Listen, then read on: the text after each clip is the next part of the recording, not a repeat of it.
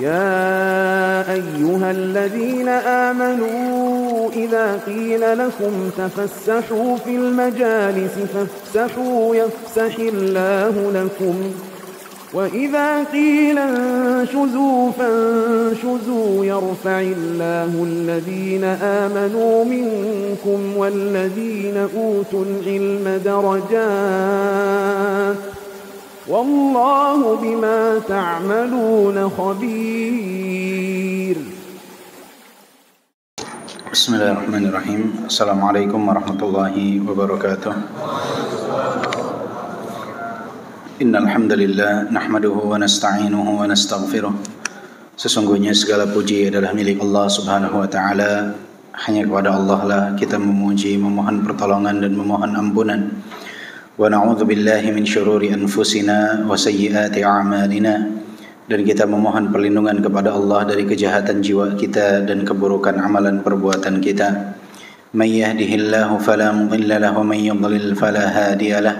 Siapa yang Allah berikan petunjuk, tidak ada yang dapat menyesatkannya, dan siapa yang Allah sesatkan, tidak ada yang dapat memberikan petunjuk baginya.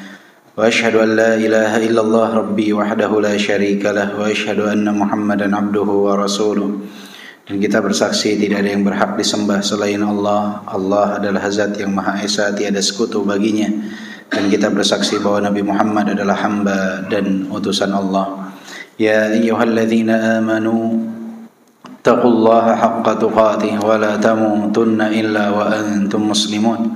Wahai orang-orang yang beriman, bertakwalah kepada Allah dengan sebenar-benarnya takwa, dan janganlah kalian wafat kecuali dalam keadaan Islam. Ya ayyuhan nas ittaqu rabbakum. Wahai sekalian manusia, bertakwalah kalian kepada Rabb kalian. Alladzi khalaqakum min nafsin wahidah wa khalaqa minha zawjaha wa batha minhuma rijalan katsiran wa nisaa. Yang telah menciptakan kalian dari jiwa yang satu, yang darinya lah Allah Subhanahu wa taala jadikan pasangan, dan dari keduanya Allah Subhanahu wa taala jadikan keturunan yang banyak laki-laki dan wanita. Wattaqullaha allazi tasaaluna bihi wal arham. Bertakwalah kalian kepada Allah yang kalian saling meminta dengan menyebut namanya, dan peliharalah silaturrahim. Innallaha kana 'alaikum raqiba. Sesungguhnya Allah Subhanahu wa taala Maha mengawasi atas diri-diri kalian. Ya ayyuhalladzina amanu taqullaha wa qulu qawlan sadida. Wahai orang-orang yang beriman, bertakwalah kepada Allah dan berkatalah ucapan yang benar. Yuslih lakum a'malakum wa yaghfir lakum dzunubakum. Niscaya dengannya Allah akan perbaiki amalan kalian dan akan mengampuni dosa-dosa kalian. Wa may yuti'illaha wa rasulahu faqad faza fawzan 'azima. Siapa yang taat kepada Allah dan Rasulnya, maka sungguh dia telah mendapatkan kemenangan yang besar. Ya'lamu fa inna asdaqal hadithi kitabullah. Ketahuilah sebaik-baik ucapan adalah kitabullah, firman Allah. Wa khairal hadi hadi Muhammadin sallallahu alaihi wasallam. Dan sebaik-baik petunjuk adalah petunjuk Nabi Muhammad sallallahu alaihi wasallam. Wa syarrul umuri muhdatsatuha. Seburuk-buruknya amalan adalah amalan-amalan yang diada-adakan. Wa kullu muhdatsatin bid'ah. Dan yang diada-adakan dalam agama itu adalah kebid'ahan. Wa kullu bid'atin dhalalah. Dan setiap kebid'ahan itu sesat. Wa kullu dhalalatin finnar. Dan kesesatan itu tempatnya adalah di neraka. Amma ba'du. Ayo ikhwah rahimani wa rahimakumullah. Sebelum kita melanjutkan kajian kita dari kitab Fawaidul Fawaid, ada beberapa pertanyaan yang belum sempat terjawab di pengajian atau kajian pekan lalu karena keterbatasan waktu. Maka insyaallah kita akan coba membahasnya.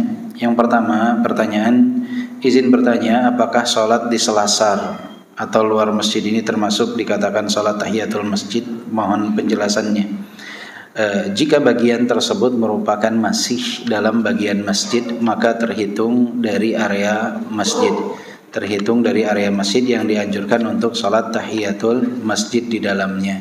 Berbeda jika sudah masuk area di luar masjid. Misalkan sebagai contoh, ketika terjadi sholat Jumat, ketika dilaksanakan sholat Jumat kemudian shaf melebar sampai ke jalanan, maka yang tiba dan dia kebagian di area jalanan, dia tidak perlu melaksanakan tahiyatul masjid karena area itu sudah berada di luar masjid. Tetapi shafnya bersambung dengan masjid dan dia tetap bisa melaksanakan sholat Jumat di lokasi tersebut, tetapi tidak perlu tahiyatul masjid. Tetapi kalau areanya masih area masjid, di dalam masjid seperti pelataran yang terpisah hanya dengan pintu saja, tapi dia masih bagian masjid dan orang semua menyebutnya itu masjid, maka dianjurkan tetap tahiyatul masjid di lokasi tersebut. Dianjurkan tetap tahiyatul masjid di lokasi tersebut.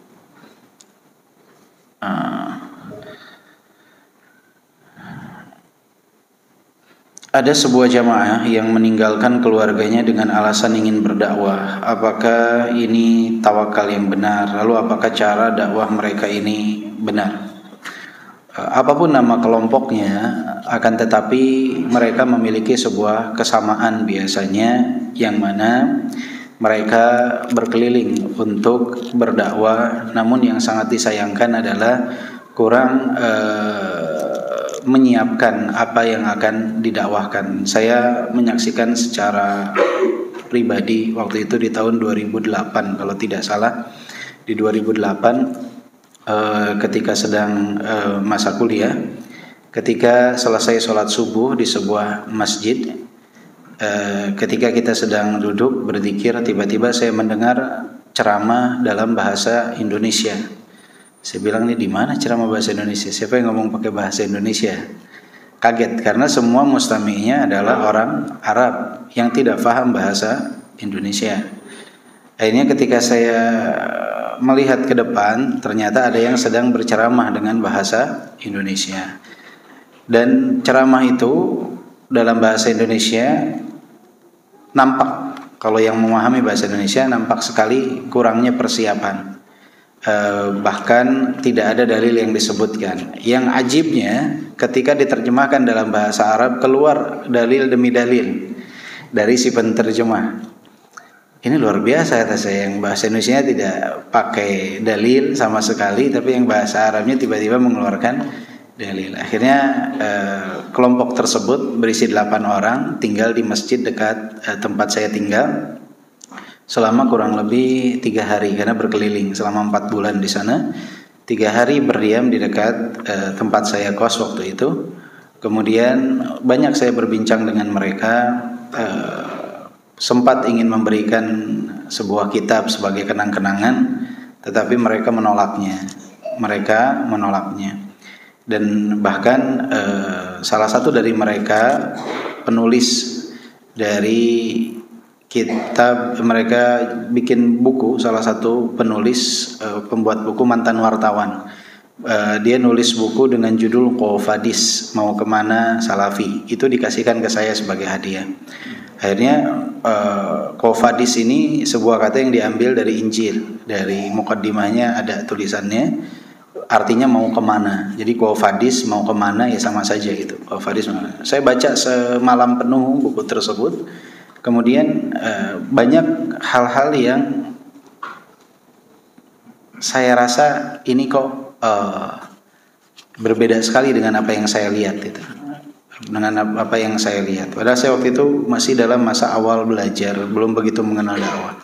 Kemudian saya tanyakan, Pak, ini sumbernya dari mana? Antum mengatakan bahwa Syekh Muhammad bin Abdul Wahab ini adalah agen Inggris, yang mana keji sekali tuduhannya. Di sana dia katakan Syekh Muhammad bin Abdul Wahab itu berzina, meminum khamr. Tuduhannya sangat keji sekali.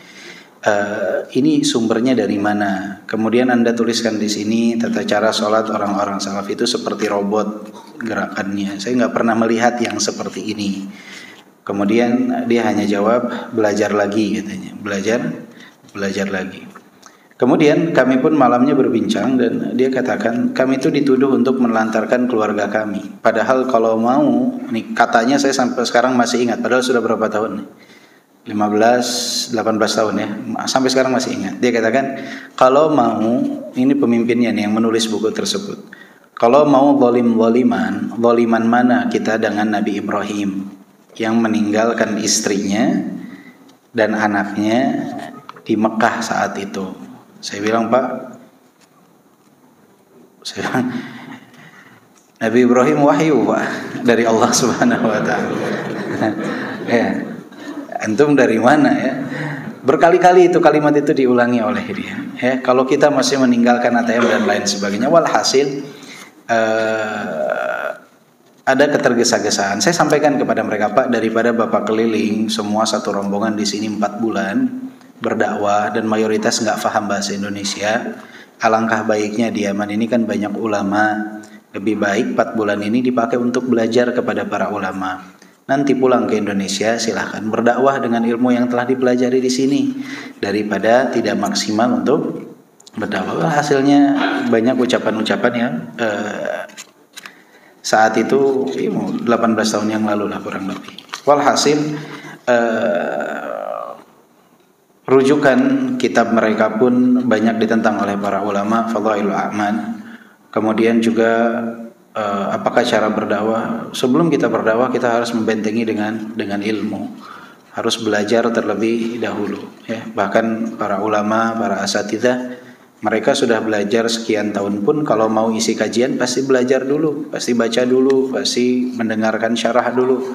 Nah, ini akan sulit dan terhambat. Bukan berarti seseorang tidak boleh berdakwah. Orang itu boleh untuk berdakwah, tetapi sesuai dengan kapasitas dirinya, Maka jika dia baru berhijrah, ya dia fokus. Jika apa yang dia ketahui ajarkan istrinya, anak-anaknya, itu lebih utama. Bukan berarti seseorang dilarang berdakwah. Bukan berarti anjuran berdakwah semua boleh memegang mic kemudian berkhutbah semuanya. Nanti kacau. Apa yang disampaikan akan terasa kacau ya. Dan tawakal itu harus disertai dengan sebab. Meninggalkan keluarga tanpa memberi nafkah kepada mereka, ini menelantarkan kewajiban kita. Yang harus dilakukan adalah memberikan nafkah kepada mereka. Pertanyaan berikutnya, ketika kita masuk masjid, kita dianjurkan untuk sholat 2 rakaat sebelum duduk. Apakah 2 rakaat ini harus tahiyatul masjid atau bisa sholat lain seperti sholat duha? Ini bisa penggabungan 2 niat ya, karena sholat tahiyatul masjid itu ghair maksud li dzatihi, tidak dimaksudkan zatnya. Sehingga ketika seseorang masuk dia sholat duha dan dia niatkan, itu sudah termasuk tahiyatul masjid ya. Ataupun ketika dia masuk dia langsung sholat duha, maka tahiyatul masjid masuk di dalamnya, termasuk jika dia sholat wajib. Kita dianjurkan puasa 3 hari dalam sebulan. Apakah puasa Senin Kamis mencukupi atau maksudnya puasa Ayyamul Bid? Kalau Senin Kamis secara sebulan minimal 8 kali puasa tuh ya, berarti 8 hari puasa. Bolehkah puasa 3 hari ini di dalam 1 bulan itu di hari Senin dan Kamis? Boleh-boleh saja. Cuman kalau puasa yang 3 hari afdalnya di Ayyamul Bid. Tapi kalau mau hari-hari yang lain boleh, tidak masalah. Kadang-kala Ayyamul Bid itu bertepatan misalkan dengan acara undangan atau ada kedatangan tamu di rumah kita, kan nggak nyaman kalau kita nggak makan, tamu makan. Maka tidak masalah diganti di hari yang lain. Yang terpenting puasa 3 hari dalam 1 bulan. Keutamaan yang lebih utama adalah tepat di Ayyamul Bid. Fulan bekerja dengan gaji di perusahaan 5 juta, lalu terkena PHK, kemudian melamar pekerjaan ke tempat lain berkali-kali, namun selalu tidak cocok gajinya karena dianggap lebih rendah dari gajinya yang dulu. Padahal keluarga sudah membutuhkan, bahkan sudah banyak berhutang pula. Apakah dia berdosa? Bagaimana solusinya? Yang nanya pelaku apa penyindir? Ya ikhwah, jangan berpatokan terhadap gaji ya. Jadi kita ada kebutuhan apa dulu saja. Kadangkala di awal mungkin gaji tidak begitu besar, tapi dengan pengalaman yang kita punya, insya Allah nanti kedepannya bisa lebih baik. Kalau gaji dirasa kurang cukup, nanti kan bisa kita ada kerja sampingan di luar jam kerja. Misalkan antum bekerja dari jam 8 sampai jam 5. Jam 5 sampai malam kan itu kosong. Mungkin di sana antum bisa makelarin atau menjual lah, jadi agen, jadi apa yang bisa jadi penambah. Mungkin penambahan itu dari pintu tersebut. Jadi jangan terlalu berpatokan kepada gaji, apalagi jika hutang sudah menumpuk. Bekerja tidak masalah ya. Atau kalau bisa berdagang lebih nikmat ya. Berdagang lebih nikmat. Tapi kalau nggak semua orang bisa berdagang, jadi nggak harus semua berdagang. Ada yang memang karakternya dia bisanya bekerja dan dia bisa maksimal dengan bekerja, ya bekerjalah. Jangan terlalu berpatokan dengan gaji, apalagi di zaman sekarang. Perusahaan yang mau bayar 5 juta udah luar biasa. Susah di zaman sekarang ya. daya beli masyarakat juga melemah, kemudian juga omset juga banyak perusahaan yang menurun, banyak pengurangan karyawan. Jadi ketika ada satu perusahaan yang mau menerima antum menggaji di bawah 5 juta, ambil dulu ya, beda sejuta enggak masalah. Insya Allah nanti sejutanya akan terlengkapi dari sisi yang lain ya. Karena rezeki itu enggak cuma dari gaji, tapi ini salah satu sebab yang harus dilakukan. Bekerjalah, enggak masalah. Kadang kita di Indonesia ini terpaku dengan patokan 1 juta, setengah juta, akhirnya kehilangan keutamaan yang banyak. Padahal mungkin kalau kita nerima gaji 4 juta, 1 juta itu bisa aja datang dari pintu yang lain. Datang dari pintu yang lain, ya, datang dari pintu yang lain. Pada pembahasan pekan lalu telah dijelaskan bahwa orang yang meninggal maka telah terputus darinya 4 jalan rezeki bagi yang beriman dan kadang-kadang masuk surga dengan 8 pintu. Apa nama pintu-pintu tersebut? Banyak ya, ada pintu Ar-Rayyan, pintu orang yang masuk bagi yang berpuasa. Ada pintu apa? Salat, ada pintu zikir, ada pintu sedekah, ada pintu jihad, ada pintu orang-orang yang bertawakal, mutawakkilin, ada bab birril walidain. Berapa tuh? Coba ulang. Bab Rayyan, bab salat, bab jihad. Tadi apa lagi? Bab sedekah. Bab apa lagi? Zikir, tawakal, birrul walidain. 7 ya. Satu lagi babut taubah, babut taibin. Bab taubat, bab taibin.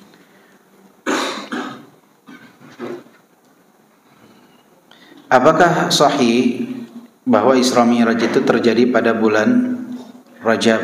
Jika ada undangan pengajian, bagaimana? Kemarin juga ada di komplek rumah Ana juga ada undangan. Di komplek rumah juga ada undangan yang sama, tapi kita tidak hadir saat itu karena memang dalil berkenaan dengan apakah Isra Mi'raj itu terjadi di bulan Rajab ini ikhtilaf di kalangan para ulama. Bahkan kalau Imam Nawawi menyebutkan Isra Mi'raj itu terjadinya di bulan Rabiul Awal. Bahkan ada riwayat beliau Rabiul Akhir, Imam Nawawi rahimahullah. Jadi ada khilaf di kalangan para ulama kapan terjadinya Isra Mi'raj. Bukan hanya bulannya, tahunnya pun banyak ikhtilaf. Ada yang mengatakan sebelum hijrah sekian tahun, bermacam-macam pendapat berkenaan dengan Isra Mi'raj. Jadi menetapkannya di tanggal 27 atau di malam 27 ini tidak ada dalil pasti yang menunjukkan ke arahnya. Jika waktunya saja tidak ada kesamaan, maka tentunya apalagi dengan keutamaan merayakan hari tersebut. Keutamaan merayakan hari tersebut. Lebih baik dengan peristiwa Isra Mi'raj kita meyakini sebuah akidah bahwa Allah itu di langit, di atas, ya, fis sama. Karena peristiwa Mi'raj itu membawa Nabi Muhammad SAW ke atas, betul tidak? Jadi bagi yang merayakannya sebaiknya meyakini saja akidah tersebut, ya. Itu lebih utama dari sekedar perayaan. Dan juga dalam peristiwa tersebut kan ada turun perintah sholat. Maka jaga, makmurkan masjid dengan sholat, ya, daripada fokus kepada perayaan. Kadang ada tari-tarian, qasidahan dan lain sebagainya. Bahkan banyak yang melakukannya di dalam masjid. Bagaimana bisa mencapai tahap tawakal yang sebenarnya? Bagaimana hubungan tawakal dengan keyakinan pada takdir? Insyaallah nanti kita bahas lanjutan dari tawakal karena kemarin belum selesai berkenaan dengan tawakal, masih ada bab-bab berikutnya. Kemudian ya ikhwah, ini ada titipan dari Muhsinin, kitab Fawaidul Fawaid. Ada 5. Ini insya Allah akan diberikan bagi yang belum punya. Yang belum ada kitab ada berapa? Yang belum punya kitab? Oh, akhwat boleh ada juga. Ana bagi ya 3 ikhwan, 2 akhwat. Yang ikhwan mohon maaf angkat tangan. Nah, bagi yang belum ada, banyak juga yang belum ada ya. Baik, enggak apa-apa. Nah, ikhwan 3, akhwat 2. Gimana pertanyaan, Pak? Ya. Bagi yang ikhwan 3, yang akhwat 2 ya.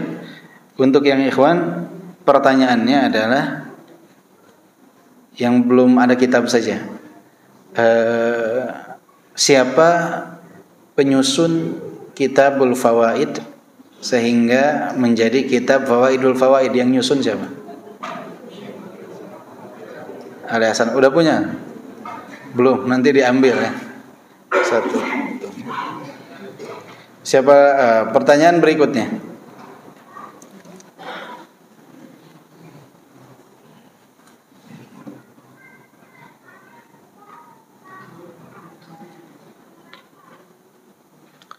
Sebutkan nama anak laki-laki Nabi. Yang belum punya, ya.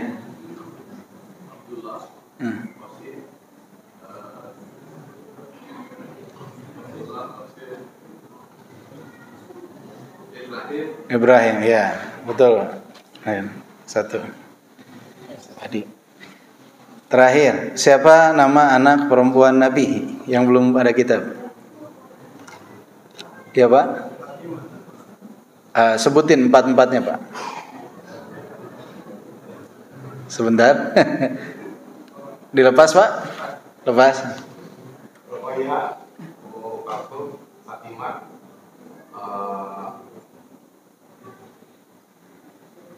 Rukaya, Fatimah, Zainab. Ya, nah, Masya Allah. Lengkap ya. Yang ibu-ibu yang belum ada, gimana saya nanya? Oh ya, ada panitia nanti akhwat di atas ya. Nanti jawabnya ke panitia akhwat yang ada di atas. Pertanyaannya adalah siapa nama asli dari Abu Bakar As-Siddiq yang akhwat, yang belum ada kitab? Ada yang bisa jawab?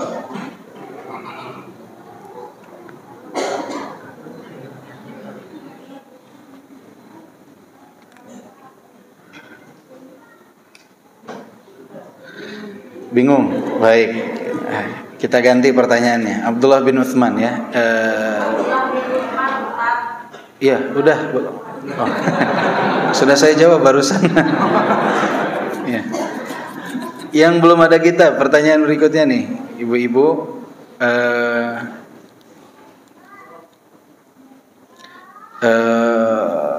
Sebutkan rukun ihsan.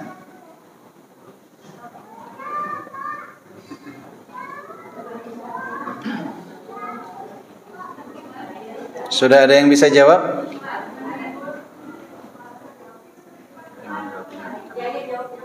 Ya, jawabnya ke panitia aja, nggak apa-apa. Hah? Ya, yang pastikan yang nggak punya kitab ya.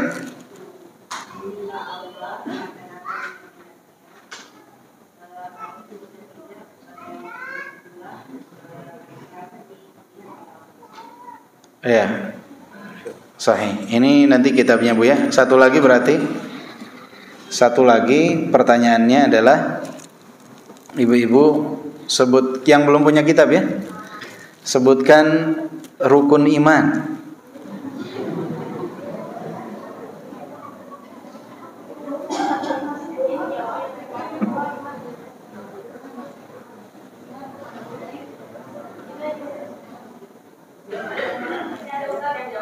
Ada, sudah? Belum?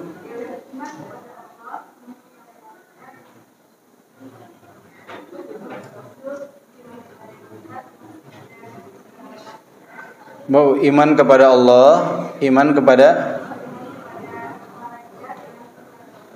malaikat satu apa malaikat-malaikat? Baik, kemudian yang ketiga iman kepada kitab-kitab Allah, Rasul atau Rusul?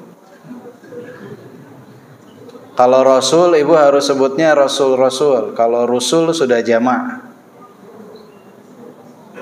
Iman kepada siapa Bu yang keempat?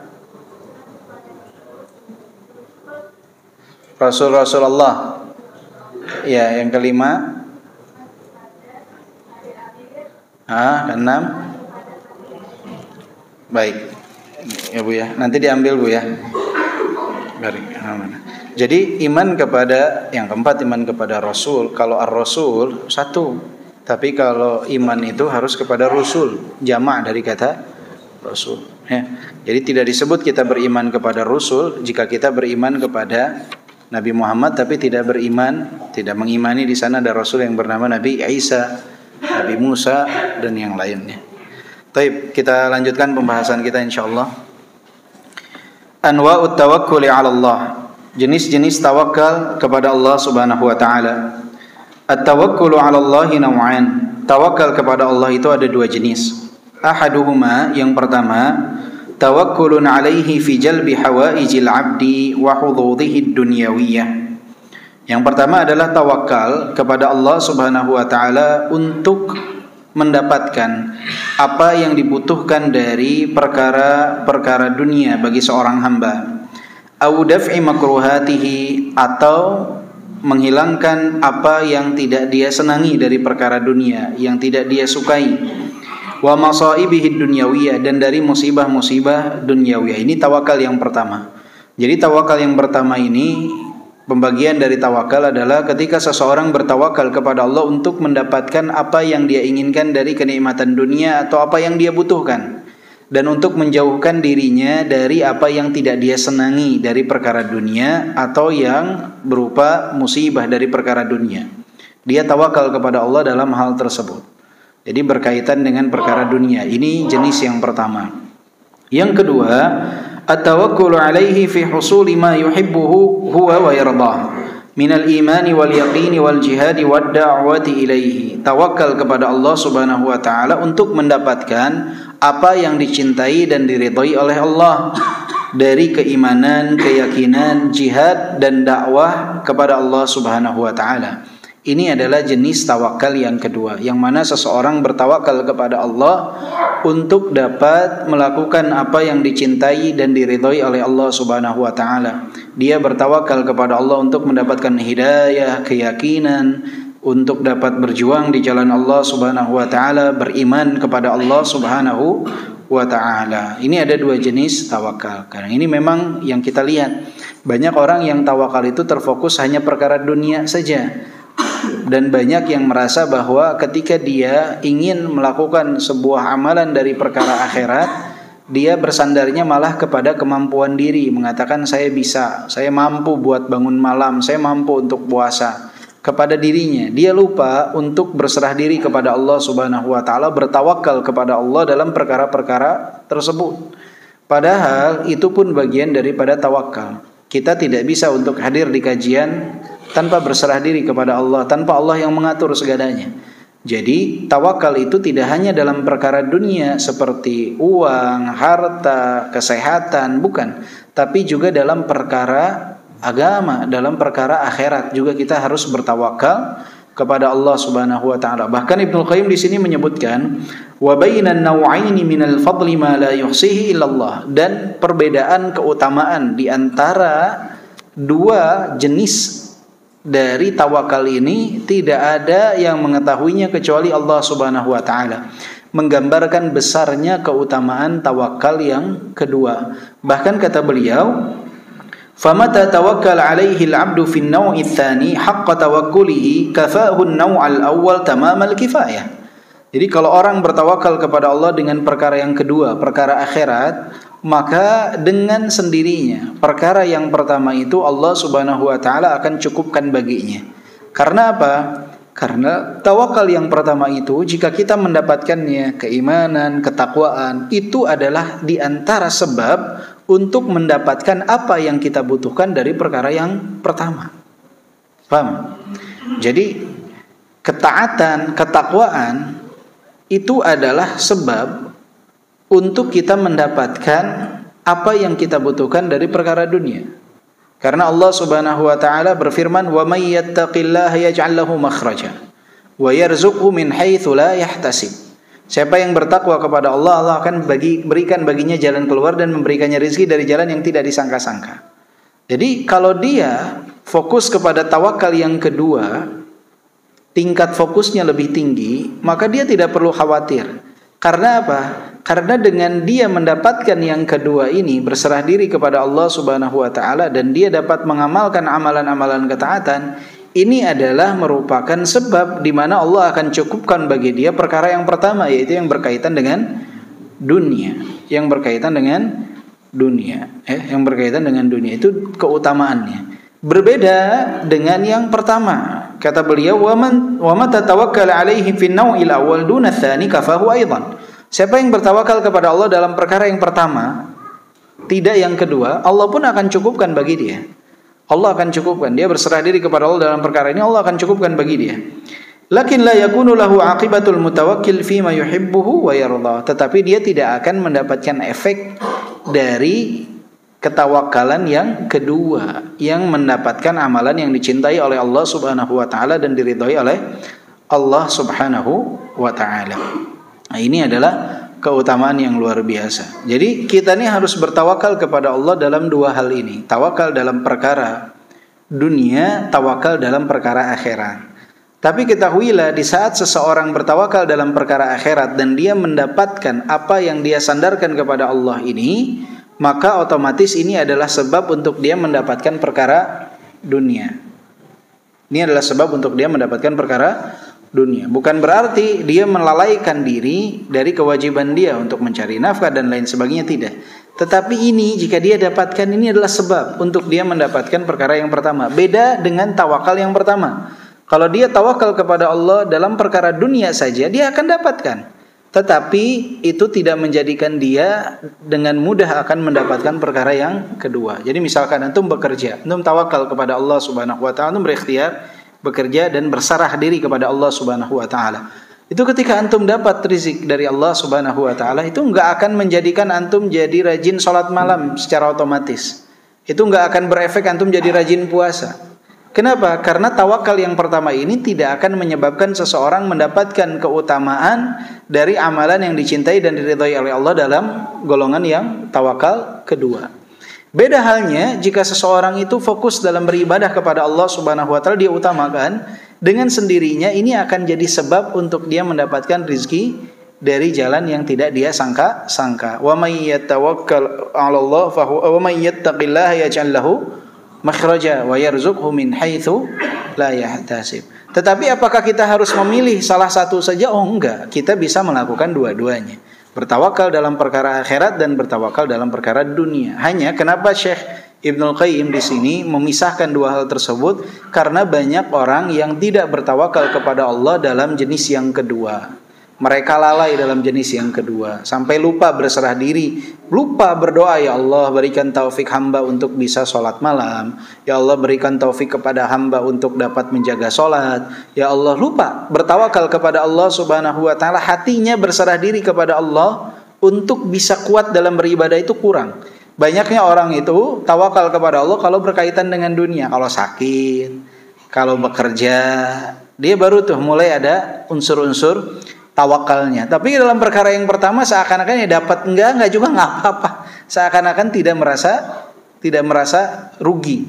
Beda dengan perkara dunia. Perkara dunia kalau enggak dapat, wah rugi nih. Wah, saya rugi nih. Wah, minus nih pekan ini. Wah, bulan ini kayaknya wah omset turun nih. Jadi seperti itu.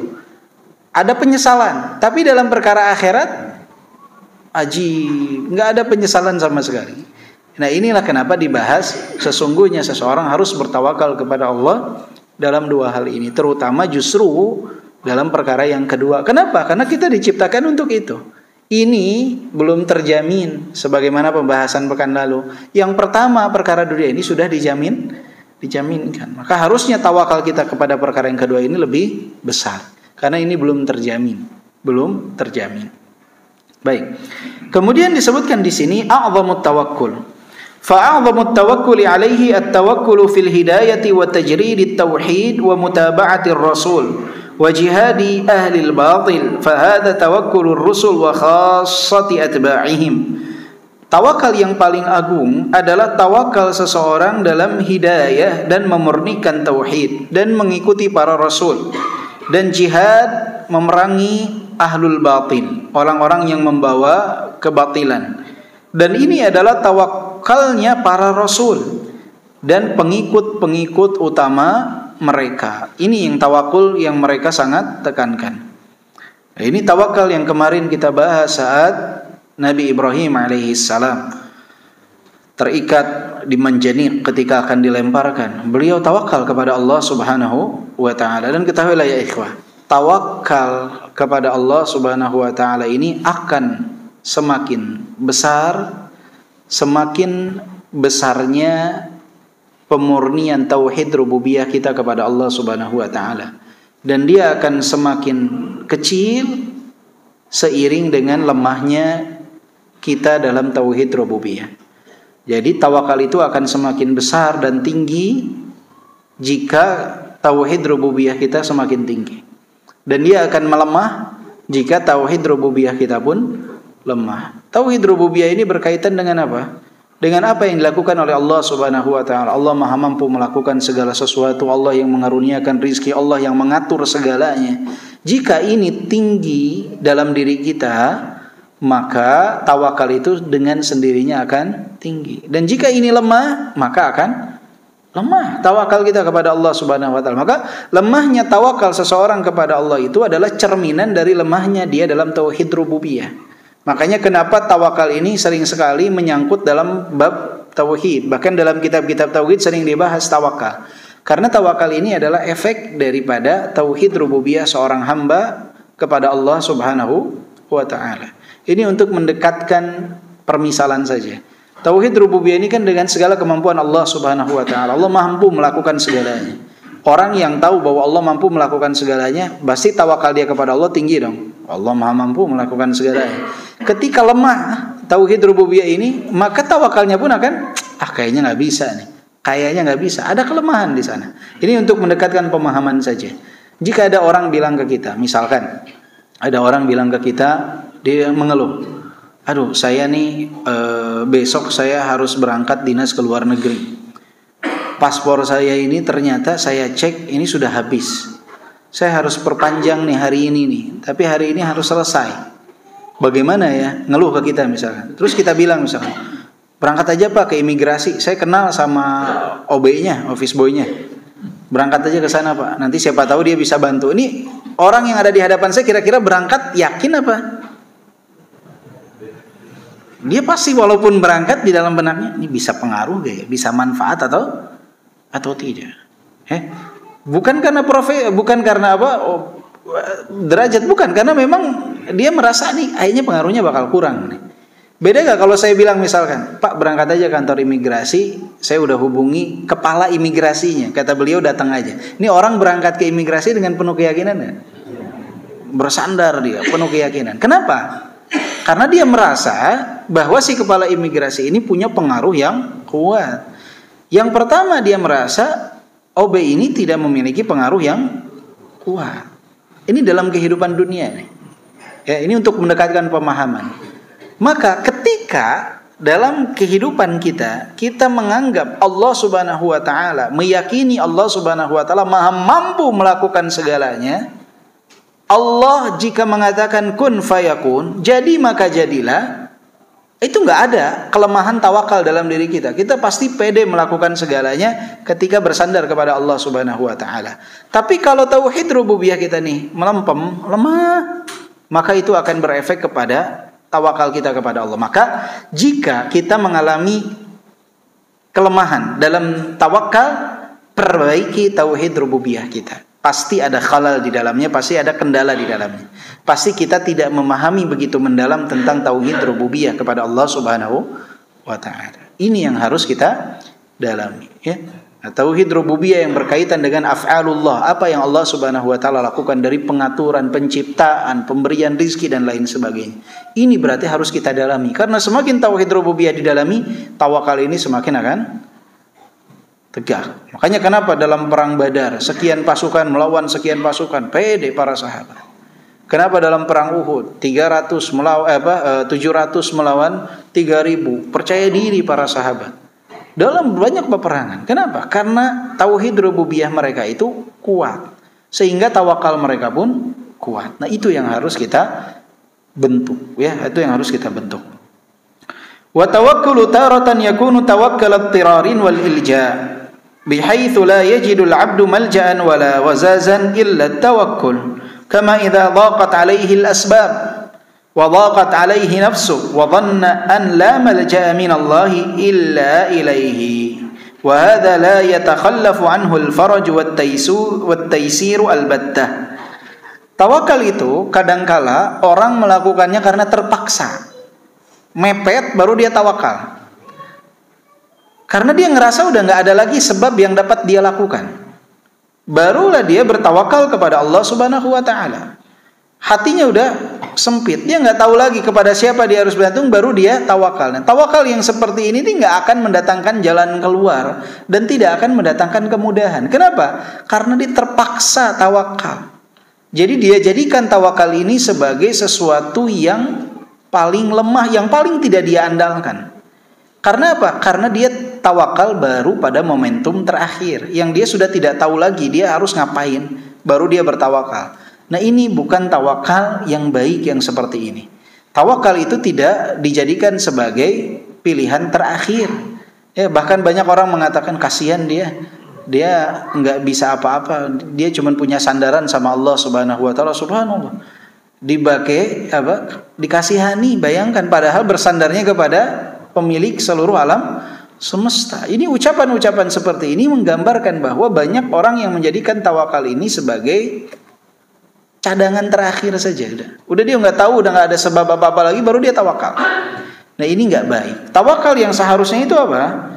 Tawakal ikhtiyari. Yang kata beliau, wa ta'aratan yakunu tawakkal ikhtiyari. وذلك التوكل مع وجود السبب المفضي إلى المراد فإن كان السبب مأمورا به ثم على تركه وإن قام بالسبب وترك التوكل ثم على تركه أيضا فإنه واجب باتفاق الأمة ونص القرآن والواجب القيام بهما والجمع بينهما. Yang kedua yang harus dilakukan itu bukan tawakal yang kepepet, bukan. Tawakal itu harus tawakal ikhtiyari. Kapan? Tawakal yang dilakukan beserta dengan adanya sebab yang mengantarkan kepada hal tersebut. Itu tawakal yang benar. Jadi tawakal itu dia tidak dijadikan sebagai alternatif terakhir. Justru dia bersamaan dengan apa? Dengan sebab yang dapat dilakukan. Dia tawakal dan dia lakukan sebab. Bahkan kata Ibnu Qayyim rahimahullah di sini mengatakan, jika sebab itu sesuatu yang diperintahkan, maka tercela bagi siapa yang meninggalkannya. Dengan dalih saya tawakal, saya ninggalin sebab. Enggak boleh.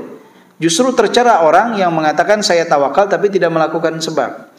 Kemudian juga siapa yang meninggalkan tawakal dan hanya melakukan sebab, mereka pun tercela.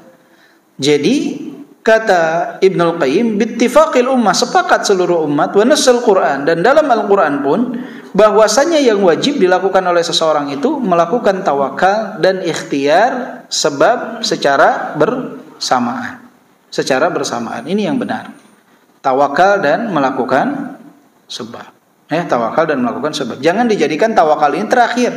Pertama sebab, nggak ada. Tawakalnya nggak ada sama sekali. Tawakal ini kan bukan amalan lisan, bukan amalan perbuatan, amalan hati tawakal itu. Tawakal itu amalan hati. Ini nggak ada sama sekali tawakal kepada Allah Subhanahu wa Ta'ala. Dia ketika mau melakukan sesuatu hitungannya manusia, sebab berkaitan dengan manusia. Setelah itu dia lakukan, gagal, baru hatinya bertawakal kepada Allah Subhanahu. Udah mepet, udah nggak bisa lagi melakukan apapun. Enggak. Sebab disertai dengan tawakal. Tawakal disertai dengan sebab. Keduanya harus berjalan, kata Ibnu Qayyim.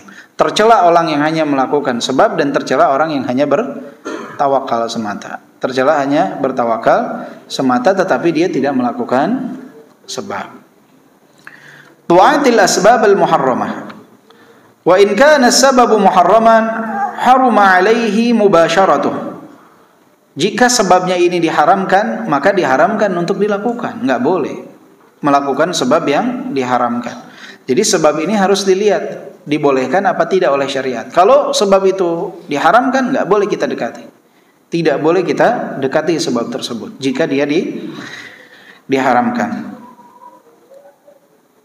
Wa tawahhada as-sababu fi haqqihi fi at-tawakkuli falam yabqa sababun siwah fa inna at-tawakkula min aqwa'il asbab fi husulil murad wa daf'il makruh bal huwa aqwal asbabi 'ala al-itlaq. Jadi ada momentum yang mana yang ada di hadapan dia itu hanya sebab yang diharamkan. Dia nggak ada pilihan lain. Maka saat itu dia bertawakal kepada Allah Subhanahu wa ta'ala, dan tawakal ini menjadi sebab yang terkuat dalam momentum tersebut. Misalkan seseorang di penjara. Ketika dia di penjara, dia dikasih pilihan, kamu mau bebas gak? Kalau kamu mau bebas, kamu lakukan penghinaan terhadap agamamu misalkan. Dia nggak mau melakukan itu. Atau kamu melakukan perzinahan, dia nggak mau melakukan hal tersebut. Dia tinggalkan sebab yang diharamkan untuk dapat keberhasilan, dan dia bertawakal kepada Allah Subhanahu wa ta'ala saja.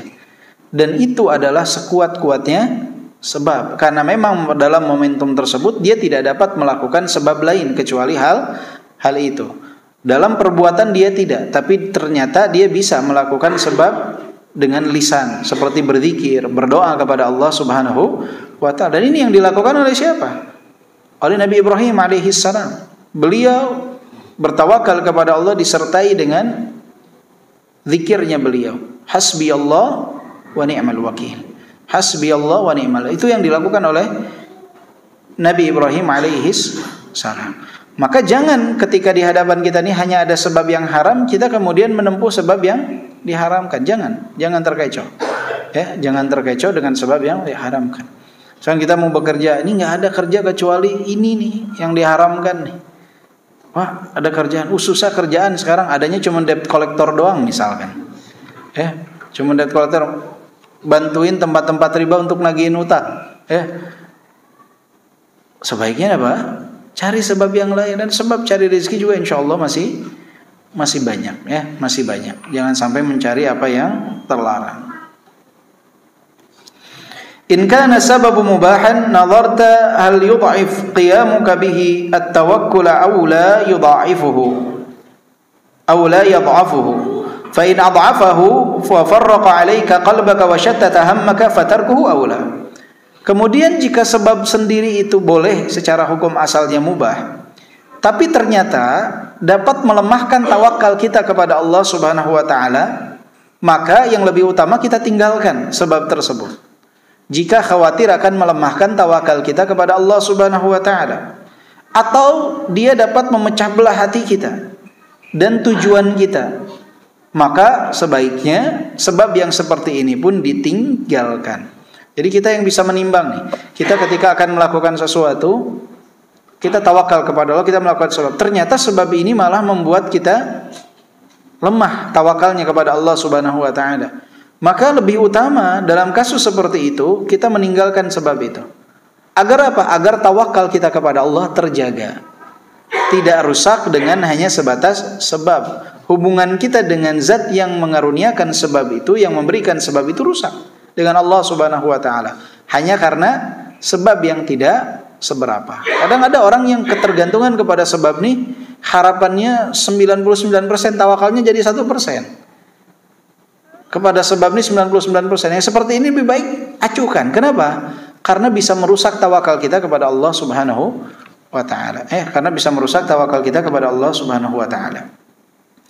Wa illam yudha'ifu mubasharatuhu awla li'anna hikmata ahkamil hakimin iqtadat rabatal musabbab bihi fala tu'attil hikmatahu mahma amkanaka al-qiyamu biha. Dan jika sebab itu tidak melemahkan tawakal kita kepada Allah Subhanahu wa ta'ala, maka Allah Subhanahu wa ta'ala hikmahnya, zat yang maha bijaksana, menuntut kita agar mengikat dengan sebab, agar mengikat dengan sebab. Jadi kita tidak boleh menyia-nyiakan hikmah Allah Subhanahu wa ta'ala ini jika kita mampu. Jadi di antara hikmah Allah itu kita kaitkan antara tawakal dengan sebab. Selagi bisa, kaitkan tawakal dengan sebab. Jangan ditinggalkan sebab itu. Kecuali dalam kondisi tadi, sebabnya diharamkan atau sebabnya ini dapat melemahkan tawakal kita, lebih baik ditinggalkan.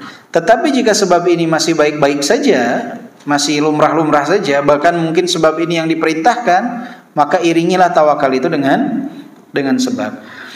Wala siyama idza fa'altahu ubudiyatan fatakunu qad ataita bi ubudiyatil qalbi bil tawakkuli wa ubudiyatil jawarihi bisababil manwi bihi al qurbah. Dan terlebih lagi jika engkau melakukannya sebagai bentuk penghambaan kepada Allah Subhanahu wa taala, maka engkau sudah menghambakan diri kepada Allah Subhanahu wa taala dengan hati, dengan bertawakal, dan penghambaan anggota tubuh dengan sebab secara makna dalam mendekatkan diri kepada Allah Subhanahu wa ta'ala. Jadi itu iringan antara tawakal dengan sebab. Sebab ini adalah pendekatan penghambaan diri kepada Allah dengan anggota tubuh, dan tawakal penghambaan diri kepada Allah dengan hati. Tahqiqut tawakkul, walladhi yuhaqqiqut tawakkul al-qiyamu bil asbabil ma'mur bihi. فمن عطلها لم يصح توكله كما أن القيام بالأسباب المفضية إلى حصول الخير يحقق رجاءه فمن لم يقم بها كان رجاؤه تمنيا كما أن من عطلها يكون توكله عجزا وعجزه توكلا. Jadi beliau menegaskan di sini bahwa yang mana tawakal yang benar itu adalah melakukan sebab yang diperintahkan, dan siapa yang dia memalingkan diri dari sebab, dia tidak melakukan sebab sama sekali, maka tidak benar tawakal yang dia klaim tersebut. Sebagaimana melakukan seseorang sebab kepada kebaikan yang dia ingin dapatkan sebagai bentuk apa yang dia harapkan. Maka siapa yang tidak melakukan sebab, harapan ini sebatas hanya cita-cita belaka saja, angan-angan belaka saja. Kalau orang berharap tapi tidak melakukan sebab, ini angan-angan, bukan harapan dia. Ada anak misalkan dari kecil, cita-citamu apa? Saya mau jadi dokter, lalu saya SMA nih. Kamu mau jadi dokter, terus kamu kuliah dong kedokteran? Enggak, ngapain? Saya di rumah aja diam. Jadi ke dokter dia. Maka cita-cita dia, harapan dia ini hanya angan-angan belaka. Dia tidak menempuh sebab. Dia harus melakukan sebab apa? Masuk ke fakultas kedokteran. Itu adalah ikhtiar dia melakukan sebab. Kalau dia tidak melakukan sebab, maka cita-cita dia ini, apa yang dia harapkan ini hanya angan-angan belaka. Sama orang pengen masuk surga, dia nggak mau beramal. Cita-cita, angan-angan belaka yang seperti ini. Maka harus apa? Harus melakukan sebab. Ya, jadi jangan sampai dia melemahkan tawakalnya dan melemahkan sebab tersebut. Jadi dua-duanya harus beriringan. Ya, harus beriringan. Wa sirru tawakkuli wa haqiqatuhu wa i'timadul qalbi 'ala Allah wahdah. Di hakikat dari tawakal itu adalah menggantungkan hati hanya kepada Allah Subhanahu wa taala. فلا يضره مباشرة الأسباب مع خلو القلب من الاعتماد عليها والركون إليها كما لا ينفعه قوله توكلت على الله مع اعتماده على غيره وركونه إليه وثقته به. Jadi tawakal itu amalan hati, menggantungkan diri hanya kepada Allah Subhanahu wa taala. Maka ini enggak akan berpengaruh negatif jika dia melakukan sebab sekalipun, karena itu ada berkaitan dengan hati, karena hatinya bergantung kepada Allah Subhanahu wa taala. Kebalikannya tidak akan bermanfaat kalau lisannya mengatakan saya tawakal kepada Allah tapi hatinya bergantung kepada selain Allah. Maka enggak disebut dia bertawakal kepada Allah. Jadi ketika seseorang melakukan sebab, dia berikhtiar dengan lisan dan amalan perbuatannya, hatinya itu bertawakal, bergantung hanya kepada Allah Subhanahu wa taala, maka dikatakan dia tawakal kepada Allah Subhanahu wa taala. Kebalikannya, kalau ada orang dia ngomong terus saya tawakal, tapi hatinya tidak bergantung kepada Allah, maka tidak disebut dia bertawakal. Jadi kalau ada orang kelompok yang pertama, dia nggak pernah ngomong saya tawakal kepada Allah. Dia berbuat, dia berikhtiar, bekerja, dia bangun pagi, berangkat ke kantor, bekerja, hatinya tapi bergantung kepada Allah. Ini dia jadikan sebagai sebab dia telah bertawakal kepada Allah. Kenapa? Karena hatinya bergantung kepada Allah. Tapi kalau ada orang yang bilang saya tawakal, tapi hatinya bergantung kepada selain Allah, dia tidak disebut sebagai orang yang bertawakal. Maka tawakal atau tidaknya seseorang itu patokannya bukan dari perbuatan dan lisannya semata, tetapi bagaimana kondisi hatinya. Maka yang paling tahu siapa yang bertawakal, diri kita sendiri. Kita ini tawakal atau tidak kepada Allah Subhanahu wa taala, dan orang akan sulit untuk menilai hal tersebut. Karena ada orang yang ucapannya saya tawakal, tetapi hatinya tidak bertawakal kepada Allah Subhanahu wa taala. Tapi biasanya nampak tuh orang yang lisannya saya tawakal, tapi hatinya nggak tawakal kepada Allah, itu akan nampak tanpa dia sadari dari ucapannya, dari perbuatannya. Fatawakkulul lisan syai' wa tawakkulul qalbi syai'. Jadi tawakal dengan lisan semata dan tawakal hati itu sesuatu yang berbeda. Kama anna taubatal lisan ma israril qalbi syai'. Wa taubatal qalbi wa in lam yantiqal lisan syai'. Sebagaimana taubatnya lisan dengan hati yang tetap yang tidak dengan hati yang mengikuti lisan sesuatu, dan lisan yang bertaubat dengan hati taubatnya lisan yang tidak diikuti dengan perbuatan hati itu juga seperti taubatnya hati yang tidak diucapkan dengan lisan. Misalkan seseorang mengatakan saya bertaubat, tapi hatinya tidak ada penyesalan terhadap dosa yang dia perbuat, tidak ada azam untuk tidak melakukan di masa yang akan datang. Apakah disebut dia bertaubat? Tidak. Walaupun lisannya mengatakan saya bertaubat, hatinya pun harus punya kemantapan untuk tidak melakukan dosa tersebut di masa yang akan datang, dan dia menyesali hal itu. Harus ada keterikatan antara lisan dan hati. Sebatas lisan mengatakan saya bertaubat, ini tidak disebut taubatan nasuha. Sama kata beliau, jika ada orang mengatakan tawakkaltu 'ala Allah, saya bertawakal kepada Allah, ma'atimadi qalbihi 'ala ghairi, tapi hatinya bergantung kepada selain Allah, maka itu seperti orang mengatakan tubtu ilallah, aku bertaubat kepada Allah, wa huwa musirrun 'ala ma'siyatihi murtakabun laha, tetapi dia tetap berada dalam kemaksiatan dan melakukan kemaksiatan tersebut. Itu sama saja. Jadi enggak cukup hanya lisan mengutarakan astagfirullah tiap zikir beres salat, assalamualaikum, astagfirullah, aku bertaubat kepada Allah, tapi tetap berada dalam perbuatan dosa, hatinya tidak menyesali hal tersebut. Ini enggak manfaat. Sama seperti orang kalau mengatakan saya tawakal kepada Allah, tapi perbuatannya hatinya bergantung kepada selain Allah Subhanahu wa taala, maka itu pun tidak akan bermanfaat. Maka dari sini kita tahu bahwa tawakal itu berkaitan utama dengan hati, dan dia harus beriringan dengan sebab. Sebab tanpa tawakal sesuatu yang tidak baik. Tawakal tanpa sebab pun sesuatu yang tidak baik selama bukan karena keterbatasan melakukan sebab. Karena ada momentum di mana orang bukan tidak mau melakukan sebab, dia nggak bisa melakukan apapun. Tidak bisa melakukan apapun. Maka pada momentum tersebut tawakal inilah adalah sekuat-kuatnya sebab, seafdal-afdalnya sebab. Dan jangan pernah kita menjadikan tawakal ini sebagai sesuatu yang menjadi sebab terakhir. Tar aja kalau udah sebabnya kalah semua baru saya tawakal. Enggak. Justru tawakal ini harus bersamaan dengan apa? Dengan sebab, bersamaan dengan sebab. Wallahu a'lam bishawab. Udah 8:30. Baik. Mungkin itu yang bisa kita sampaikan pada kesempatan kali ini. Mohon maaf atas terlambatannya. Kita tutup dengan doa kafaratul majlis. Subhanakallahumma wa bihamdika asyhadu an la ilaha illa anta astaghfiruka wa atubu ilaik. Walhamdulillahirabbil alamin. Assalamualaikum warahmatullahi wabarakatuh.